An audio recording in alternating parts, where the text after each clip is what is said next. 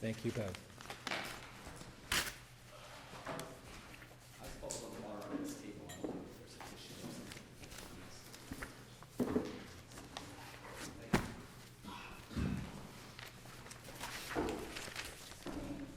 Sorry.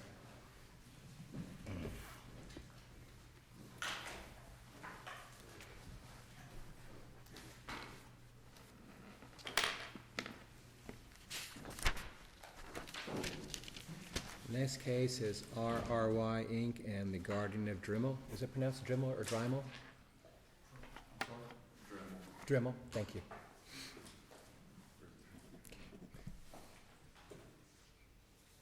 Good morning.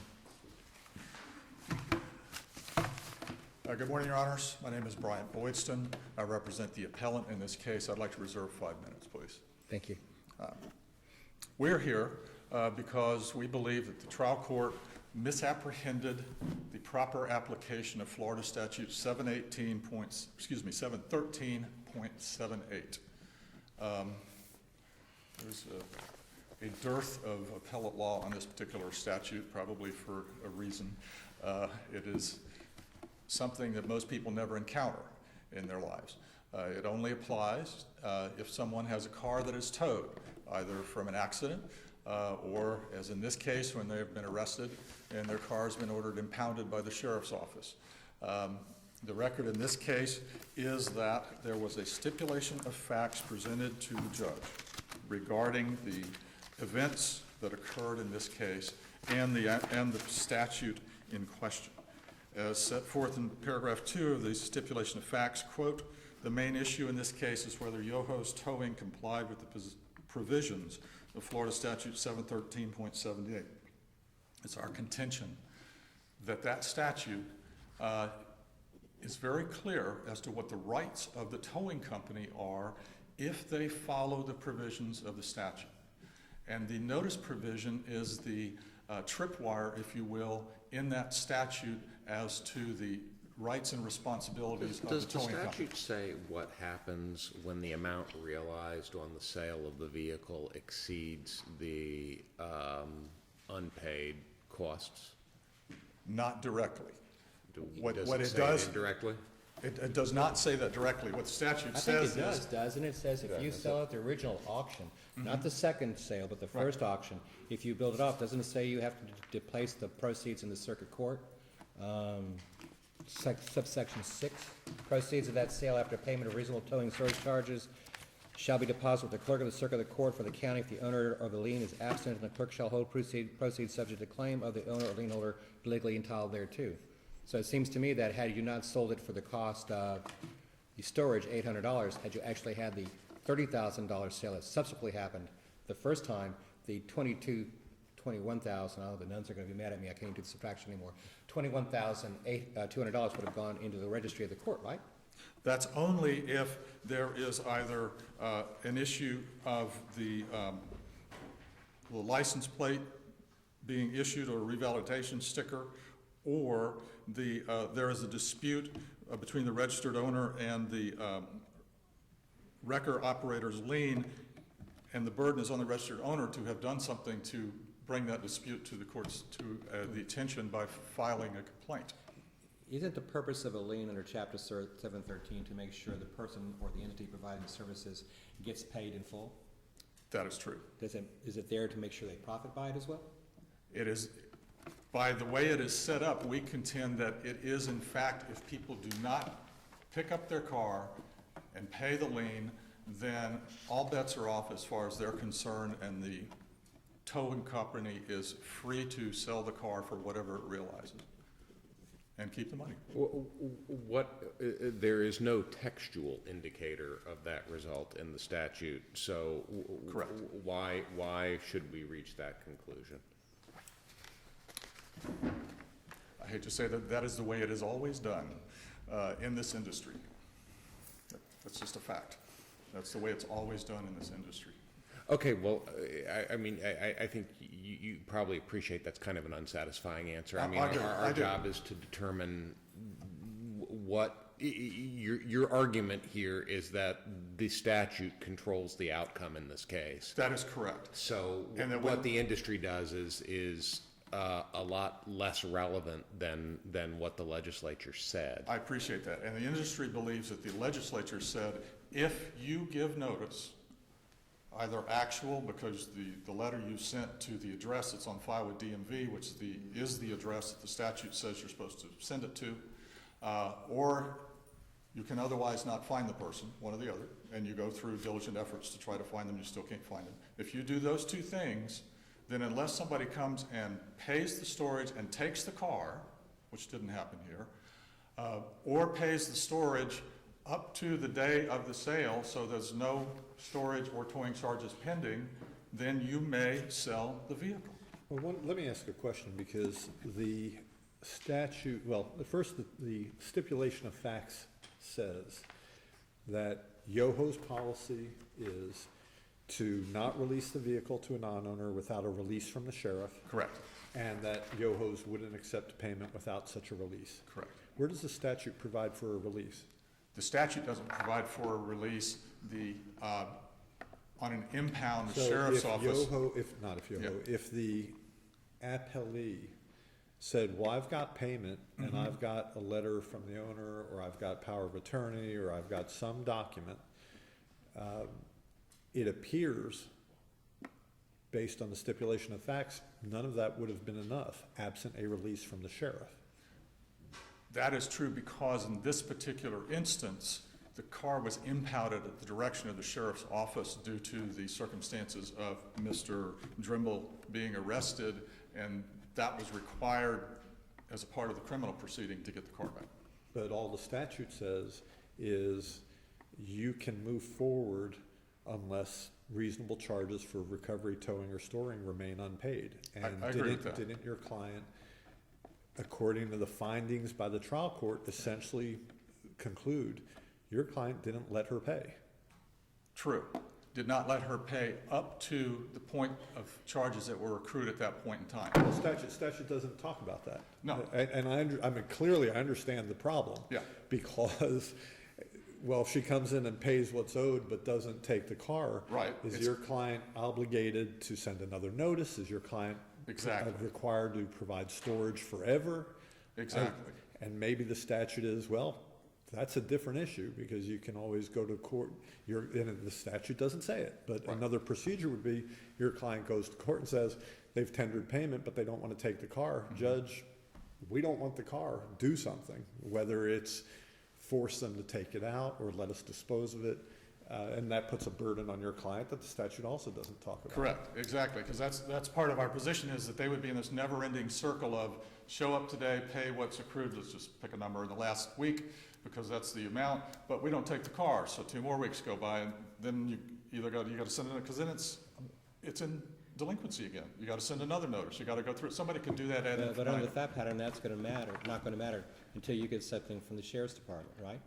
In an impound situation, yes. So the sheriff's department is actually the person, or the entity saying, you will hold this car in storage until we tell you not to. Correct. So why aren't they paying for it? They never pay for it.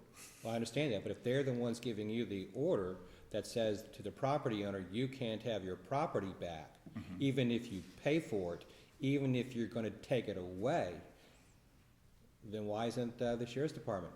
Because obviously on a driving a suspended driver's license, I don't think they get to forfeit that Corvette. True.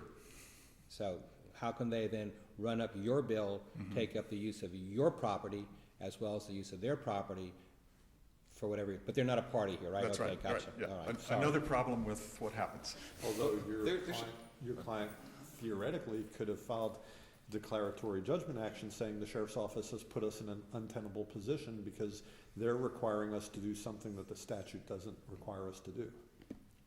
Conceptually true. Conceptually true. But then you have a situation here where the daughter calls from out of state with, as the court found, no legally colorable ability to take the car, to take possession of the car, no power of attorney from her father, no release from the sheriff's office. Actually, she's somebody on the phone who just says, hi, I'm, whatever her name was, I'm so-and-so's daughter. There's no way for my client to even know that. And I think part of what happened below is the original order the judge entered that he corrected after rehearing, on the stipulation of facts, he put in the first order that she showed up, physically showed up and ready to take the car and pay, which was contrary to what was the stipulated facts. Let me ask this quick. There was an unjust enrichment claim pleaded in this case, right? Right. And the statute does not explicitly displace that claim, right? In other words, It does not explicitly do that, correct? Yeah, okay, so why could not the judge have determined that what you netted exceeded what your costs or what was reasonable for you to take was? And under the circumstances stipulated to, namely that your client had knowledge that there was another claimant out there, that the value of the vehicle was way more than what the actual fees were, why couldn't the trial judge, what statutory reason is there that the trial judge couldn't have given an award on that theory? There's nothing in the statute that would prevent him from doing that, but that's not what he did.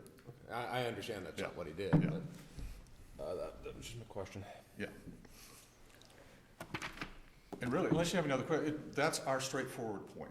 Well, We I followed actually the have one other statute. question, I'm sorry. because maybe, at least to me, it may be an elephant in the room, which is, we've got a complaint, we've got an answer that is largely without knowledge, therefore denied. Correct.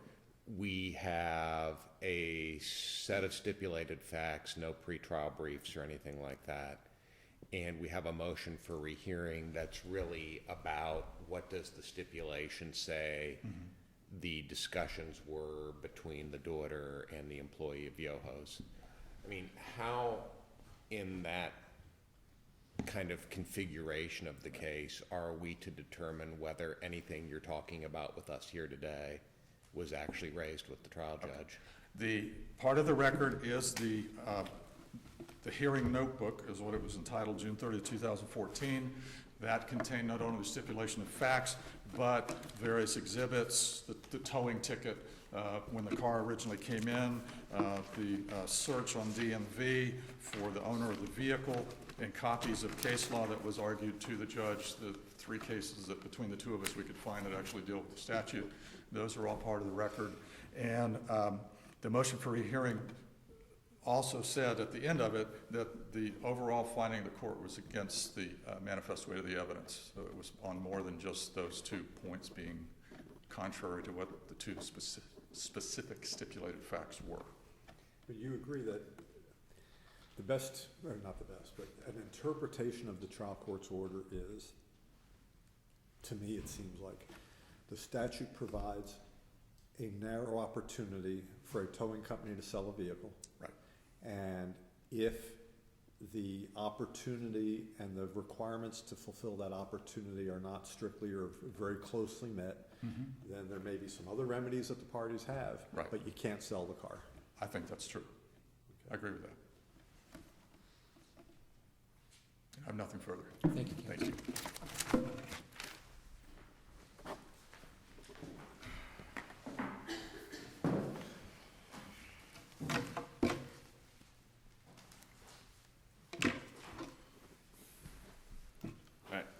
Good morning, Your Honors, and may it please the Court. I'm Thomas Burns. I represent Mr. Drimmel, Mr. Drimmel's guardian, Mr. Chisler, and with me is trial counsel Lieben Amdi. I'd like to jump right into Judge Salario's question about error preservation, and I think that's the leading issue in this case.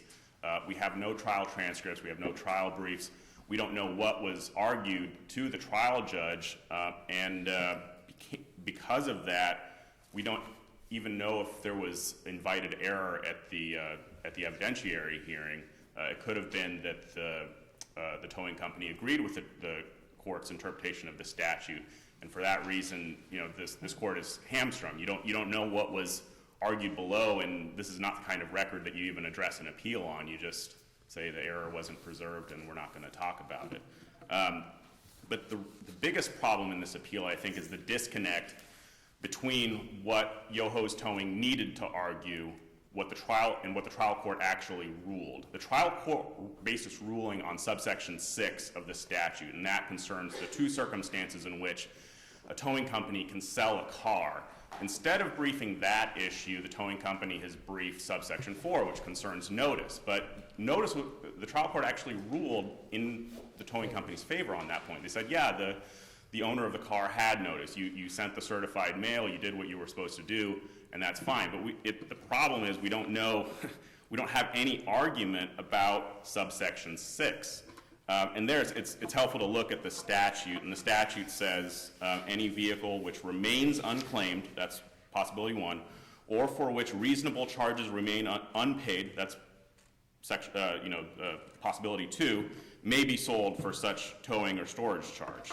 And here the trial court said, well, you've given me these facts, I appreciate that, and I'm going to make a factual finding that the vehicle is not unclaimed, that you either knew or reasonably should have known that it was not unclaimed because the daughter made a phone call to you in which she said, I'm going to pay you the charges up until now, and the towing company said no.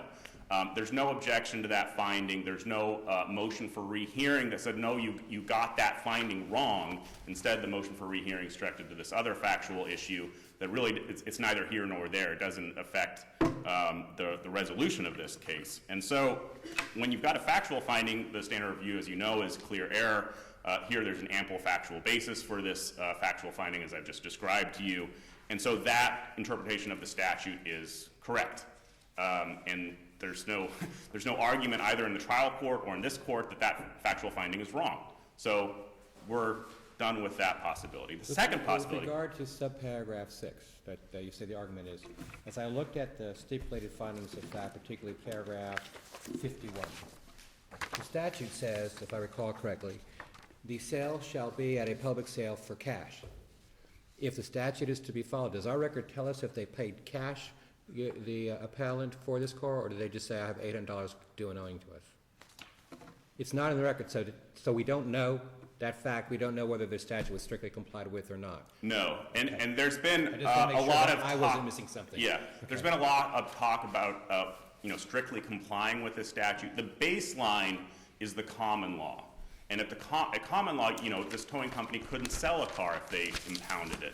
And that we know is sort of an inference from the Morell case that the appellant cited here. Morell said that a towing company can't even hold a car while demanding payment for it at common law because they don't have a lien.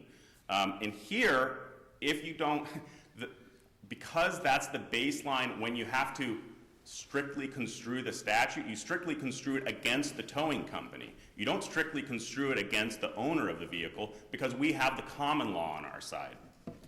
So, there have been a number of questions saying, well, the statute doesn't address this, the statute doesn't address that. That's not our problem, that's the towing company's problem. The second... Well, you gentlemen may want to make a list of suggestions to the legislature. Oh, yeah. If we want to write a letter, we could all write a letter. There's a lot of problems with this statute. The second category in this statute is when a vehicle is claimed, you can still sell it if it's unpaid, if the fees are unpaid. And here, the trial court said, well, you can't say it's unpaid because there was an offer made to pay the fees, and you just refused that. So I'm concluding that I'm making a factual finding, again, that there was a tender of payment for the charges then due, which Yoho's Towing refused to accept. And again, that's a factual finding. You need to review that for clear error, and there's, again, an ample factual basis for that in the stipulation of facts. And then the final point I want to make is, again, one that I made in my brief, and it's that the interpretation that the towing company wants you to adopt is an absurd one. They really want you to read this statute as a windfall statute because this is what the industry does. Now, the industry may want to do that, but they need to have the legislature write a better statute for them. And, if that's what they want to do, I assume they have a lobbying group and they can go and do that. But until they do that, we're stuck with the common law unless the statute says something otherwise, and here that would be inappropriate. So the fact that I guess Danielle calls and says, what do I need to do to take care of this? And I think if I remember correctly, the stipulation said something along the lines, so someone else could pick up the car. and that fact I don't think was changed. I think it was just the fact later on in the stipulation that she actually offered to pick it up herself. Am I remembering that correctly? Or I don't know if she offered to pick it up herself. I know she offered to pay for it, and I believe she. I think at one point.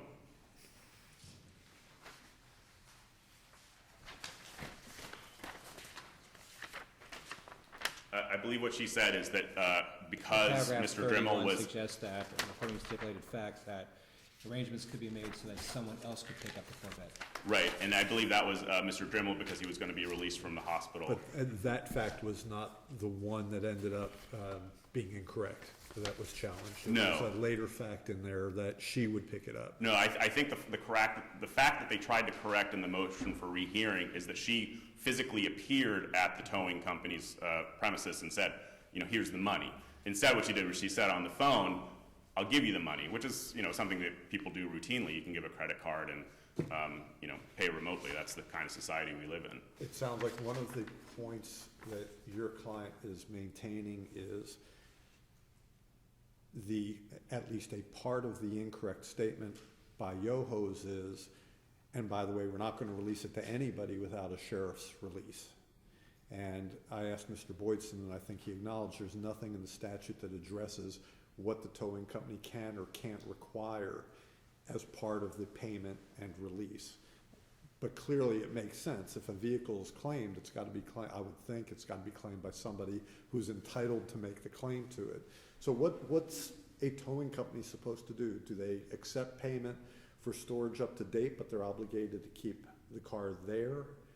Yes, exactly. And they're fully compensated for doing that because they're charging a reasonable towing fee for storing the vehicle. I don't think there's any problem with having them store the vehicle, and then when somebody tenders payment, they have to continue holding the vehicle. And the problem that the towing company runs into, again, is that we have the common law on our side, and the statute doesn't really address this. We're kind of in no man's land because the statute hasn't envisioned this kind of problem. But when the statute hasn't envisioned the problem, that's their problem. The common law is on our side. And so what is, this isn't covered by the statute, but what is the common law remedy for the towing company? Is it an ejectment action to get rid of the car if it's a car that's not valuable, or if it's a car that they can't sell because the statute doesn't apply?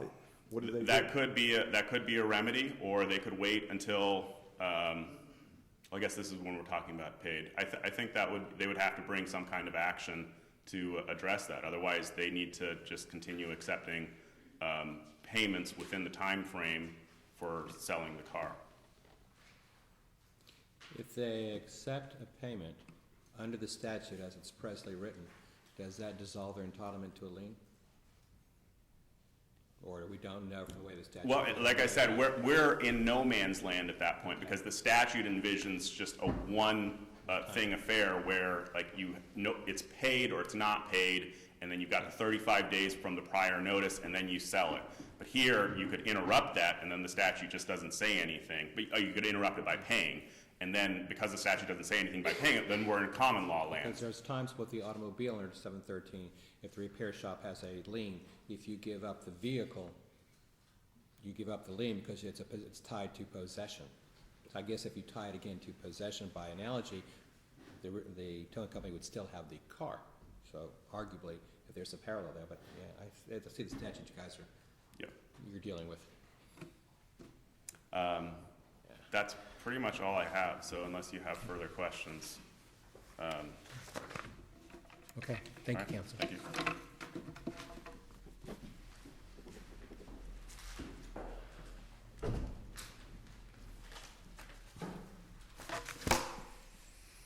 Very briefly.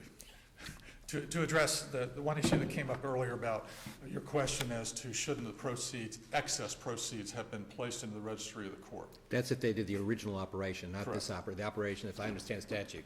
You put it up for sale that day, the sale proceeds are by cash, that first one, then they would go in. This one was a purchase and then a subsequent sale. That's right, and that's what I would we're on the same page then? Right, Okay. yes, we are. Thank you. I have nothing further. Yeah, I'm sorry if I misled you on that one. My apologies.